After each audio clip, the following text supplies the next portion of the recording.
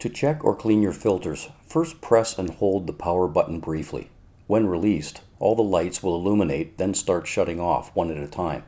This sequence allows time for the electrical components to discharge themselves, making them safe to handle. Once the lights are all off, disconnect the main power supply to the furnace or air handler to avoid any possible contact with moving parts or electrical power. Unplug the wiring harness from the door and turn the latches to remove it. Set this aside. If it is dusty, wipe it down with a dry rag.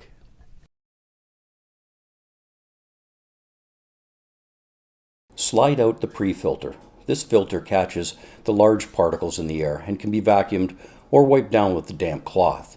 You can rinse the pre-filter if you like, but allow to air dry thoroughly before reinstalling. Next is the field charger. This component imparts a strong electrical charge to all the tiny particles in the air. It's not actually a filter, but will get dusty. Use a vacuum or wipe with a dry rag. Take care around the emitter pins. These are what creates the super efficient corona field. They're sharp, but can also be damaged, which can reduce the effectiveness of the filter. Next, again, are the collection cells. These are what collects and traps the tiny particles that have been charged by the field charger. These are divided into two sections, so don't forget the one in the back.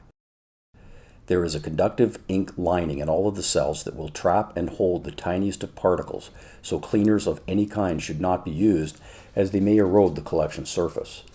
It is recommended that the collection cells be vacuumed outside, as the particles collected on these cells will pass straight through even the most efficient vacuum cleaner, leaving you right back where you started. Vacuum both sides to ensure you have gotten all the particulate out. Reinstall the filters in the reverse order as you took them out. If the filter doesn't fit, check to ensure you are installing it in the right direction.